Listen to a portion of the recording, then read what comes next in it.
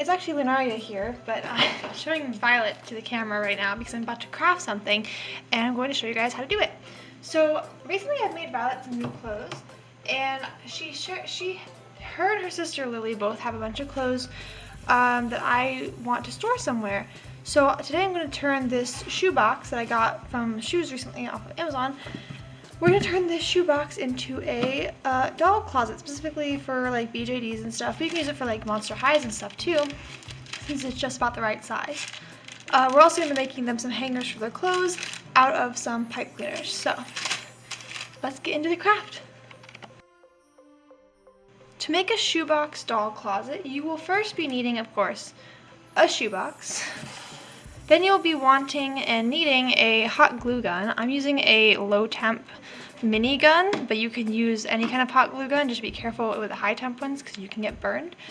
I will also need, of course, hot glue sticks, a wooden dowel, but I also need to cut the wooden dowel. So I've got a pair of very sharp, like heavy duty scissors here. You can also use a wire cutter or something like that. I'm also going to be sanding down the ends of the wooden dowel, but the sandpaper is not shown currently. And then for decorations, I'm going to probably be using like stickers and stuff. And for the hangers, we're going to be using, again, pipe cleaners. First, I'm going to determine which end of this I want up. One end has the brand name on it, the other end has a little hole in it. So I'm going to elect to put the brand name on the top because I can always cover that with scrapbook paper or something later. And so now I need to figure out where to cut the holes for my wooden dowel that's going to hang up the clothing. So I think I want to put it right here. So I'm going to need to mark that somehow, or I can just poke the hole immediately. Be very careful when you use scissors because you can get very hurt, especially because I'm using scissors on a slick surface and I'm trying to be very careful. I need to use my hands to brace it, but be very careful that you don't poke your fingers, and make sure that you know at all times where your fingers are in relation to the scissors. So I'm just going to use this to hollow out a little hole for the wooden dowel. Once that's been created, I'm going to slide the dowel through and see where the other side is. Now you could, and this is where I'm going to stop for a second, you could cut 2 holes and you could do that sort of method. You could also hot glue in the other end so you don't have to do 2 holes. I am going to first see how far it is once I do have this all the way to the other end. I'm going to push it slightly out to mark where the other hole needs to go. I'm going to do the 2-hole method, but you can obviously do whatever method you think is best. Now I am going to go ahead and mark this and get the other hole cut. So once I push my wooden dowel through, I have the basis for my closet, and if I want to keep things simple, I could definitely stop here, especially if I want to have a removable wooden dowel. But I want things to be kind of secure, and of course I'm going to have these 2 on the ends. You could cut the wooden dowel, like you could use a very sturdy pair of scissors and you could sand it. You could cut it down to size, or you could also cut it to where one end sticks out just a little bit and you could use that as a hook. I'm going to opt to have 2 different hooks because I have 2 different dolls sharing this space, and I'm going to think they both will want their own little hook to hang stuff, extraneous stuff on. So to make sure that the dowel doesn't move, I'm going to be gluing it in place. You can also use a bead and slide a bead over the end and glue the bead in place. I'm going to see if I have any beads that will fit. So as it turns out, I do not have any beads that are wide enough, so I'm just going to secure down the edges of the hole where this is sitting with a little bit of hot glue.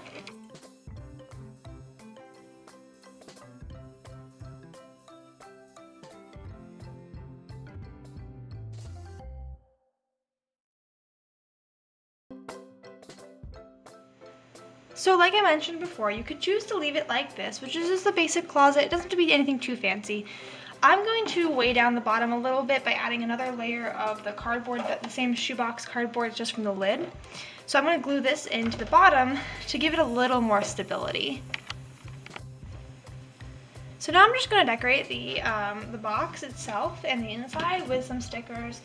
And basically you can do whatever you want here because this is just the decoration stage. I'm going to add probably some kawaii stickers. I've got some sort of self-care vibes ones. I may save those, I'm not sure.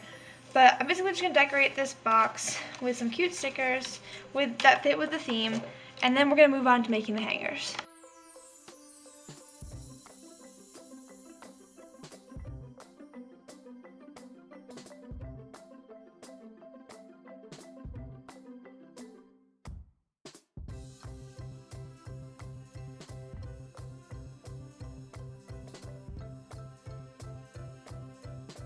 Closet is done, we're going to make our hangers, and we're going to use these, they're called pipe cleaners, I do believe, or chenille stems, something like that.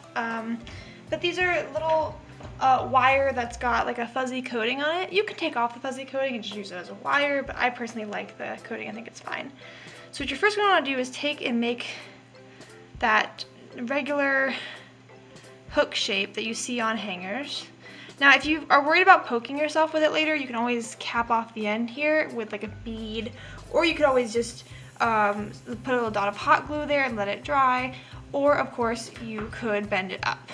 I'm not going to do any of that stuff because I'm not really worried about it, but if you're worried about it, then by all means you can definitely change that. So here I'm just eyeballing this, and I'm folding it into the basic hanger shape here by making the hook on top, the oval on bottom, and then I'm just wrapping the wire around itself at the neck of the hanger and continuing to wrap that up and around the hook just to secure the hook a little bit more in place and give it a little bit more stability. So you can quickly wrap that around like so, and then reform the hook after it's all been said and done. Then you're going to want to squish the little hanger into place, and you've got, oops, I gotta fix that again. You got doll hangers. Now, as you see with my fixing it constantly, it's not the most secure of things, but it'll definitely do to hold your doll's clothing, and you can use bobby pins for clips if you have doll clothing that will not go on a hanger.